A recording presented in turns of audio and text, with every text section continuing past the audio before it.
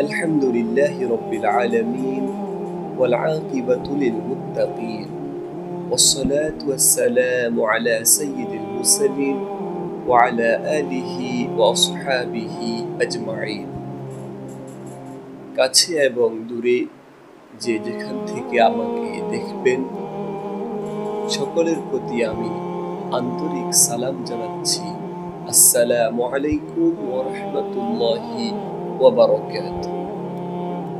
সম্মানিত দর্শক শ্রোতা, আমি আজকে আপনাদের সামনে আমাদের সকলেরই নবী, প্রিয় নবী জনাবে মুহাম্মদুর রাসূলুল্লাহ সাল্লাল্লাহু আলাইহি ওয়াসাল্লামকে নিয়ে একটি হাদিস আমি আপনাদের সামনে উপস্থাপন করব।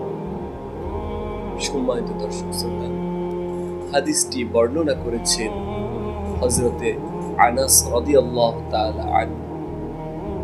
হযরতে আনাস বলেন, রাসূলুল্লাহ সাল্লাল্লাহু আলাইহি ওয়াসাল্লাম দেখতে ছিলেন মধ্যম আকৃতির। প্রিয় নবী অধিক লম্বাও ছিলেন না, আবার তিনি একবারে খাটো ছিলেন না। প্রিয় নবী ছিলেন সুদর্শন দেহের অধিকারী। আবার রাসূলুল্লাহ সাল্লাল্লাহু আলাইহি ওয়াসাল্লামের চুল একবারে কোঁকড়ানো ছিল না, আবার রাসূলের চুলগুলো একবারে সোজাও ছিল না।